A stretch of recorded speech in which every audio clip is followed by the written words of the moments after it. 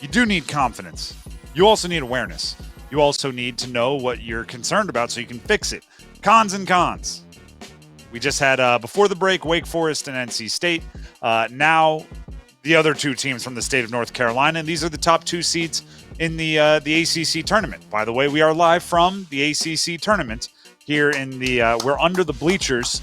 It's halftime of the Wake Forest Notre Dame game, and if our microphones would have been turned on during that commercial break, you would have heard the inescapable halftime let's goes, right? Yes. When a team from that Notre is, Dame that when a team that is trailing by 6 is walking into the locker room, you just have players clapping, going, "Let's go, let's go." It's tides, taxes, and the let's goes going into the locker room. So we'll see how that one plays out. Again, Wake Forest leading Notre Dame by 6, 40-34 at half. They're in the locker rooms, and we are headed towards cons and cons. The team next up, Duke, the number 2 seed in the ACC tournament here in D.C. They have a lot to be confident in, but let's start with the concerns. Dennis, what are you most concerned about for Duke? My concern still is with Caleb Foster, depending on what his health status is going to be, him out of the lineup and their lack of depth. Because, yes, we saw Sean Stewart because of some foul trouble against Kyle Filipowski in the game against NC State last week at PNC Arena. Sean Stewart got a lot more minutes and was very effective in those minutes. We saw him against North Carolina pick up a lot of fouls, and that's really about it. So, I mean, he used those fouls, but they really didn't get the contributions from Sean Stewart like we saw against NC State.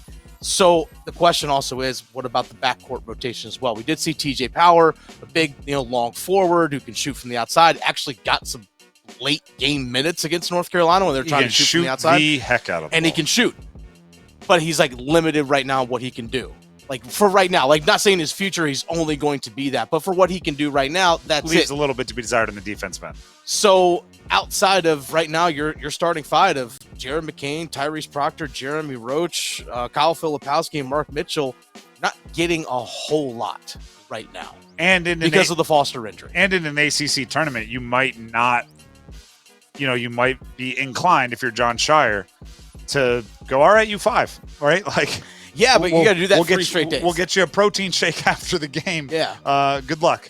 My concern, and this goes along with what I just said, is their toughness.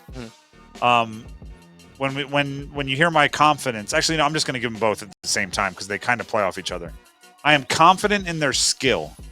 I am concerned with their toughness. Yep. And the reason being,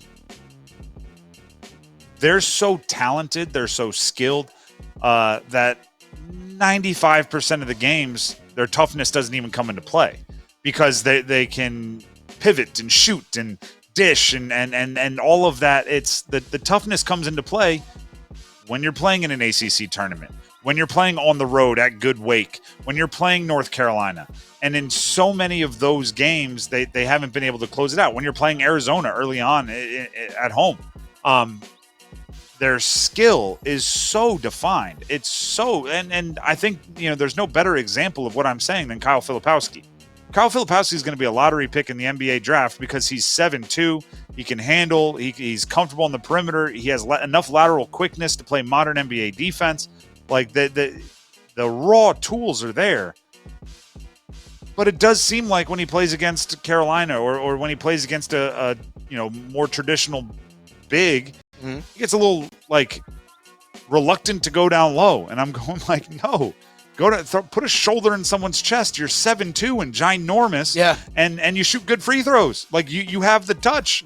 It's the toughness of Duke is concerning because they don't have to use it that often, and the times that they've had to get into a metaphorical dogfight, the brawl in the middle of the boxing ring. They haven't been very successful there as of yet, and they're gonna have to wake up if they're gonna do that. Do you know what's the crazy part about Duke? All season we've had the same conversation. Yeah. For the first 2 months, I was calling it edge, right? And I was saying, where is their edge? Where is their edge? And I thought it might come from Proctor, and then Proctor got hurt. I thought it might come from McCain, but McCain's vibe isn't really edge. It's more just comfortability in his own skin, and his heart rate stays low. And it's who, maybe it's Sean Stewart with the fouls. Maybe it's who's going to hit a big shot and flex? You know what I mean? Yeah.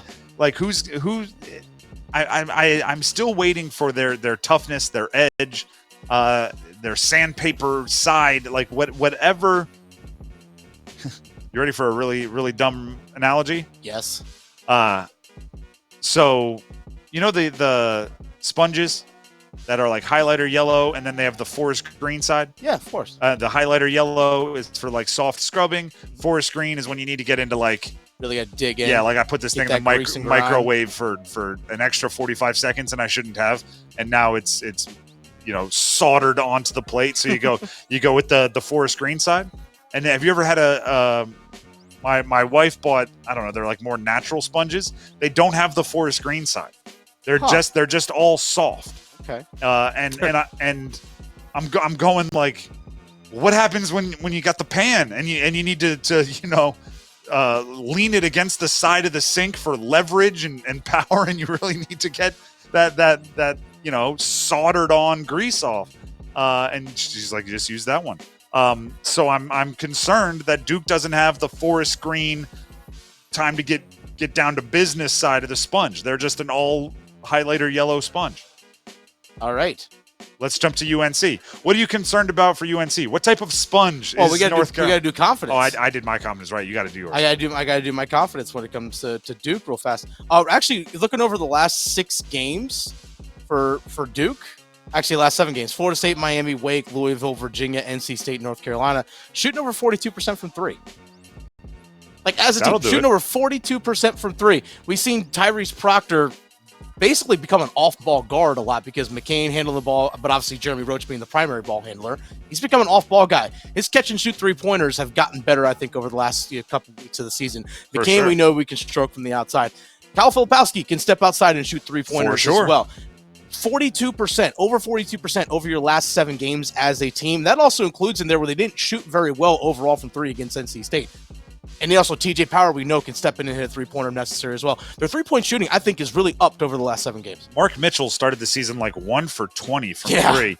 And now he's comfortable taking the 3 again. Yeah. And he's shooting it at a decent clip. So you're right about that. Quickly here, we have to go through North Carolina. We'll go both at the same time. I'll go concern and confidence. Sure. My concern is the after Duke effect. Last time they beat Duke, their 3 games after that were probably the worst 3 of their season. The only win coming against Miami, who lost 10 straight and lost earlier today to end their season. That's a really tough stretch for UNC, and you can't afford that. So their most recent game was a very similar drubbing of Duke. What happens after Duke? Because last time it didn't go well. Then my confidence is Harrison Ingram, the amorphous blob. I want all these on a T-shirt. Right? We got to talk to him about that. Like, hey, I'm just going to... What do you think? His middle name is Claybor, as we learned from his sister. And that's all because he's versatile and can be shaped into anything. Maybe after they play tomorrow, we'll go in the locker room. We'll ask him that. There you go. All right, my concern for North Carolina right now is actually looking ahead to Selection Sunday, because you're in the tournament, right? Like you're probably firm as a number 2 seed. Maybe it's like, okay, if they lose their 2 seed, I think they lose a 2 seed. But even if they do win, they might not make a 1. I think if they win the ACC, I think they'll be a 1 seed. Anything else, they're a 2 seed. That's just the gut feeling. Sure. But you know what? It's like, 1, 2, whatever. You're in the tournament as a high seed nonetheless. So that's me. That's my concern for North Carolina.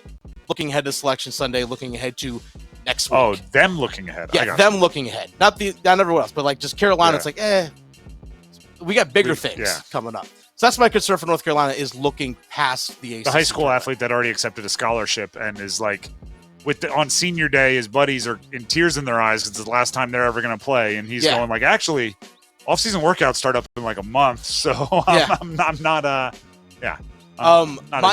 as sad. My confidence for North Carolina, for them, is I'll say it again. It's the versatility of the lineup, but it's what they're able to do defensively. This is something that it's been a thing for them basically since they played against UConn. They have turned things around defensively for them, because you got to think back before they played UConn. They beat Tennessee, but it was 100-92 and like a high scoring affair.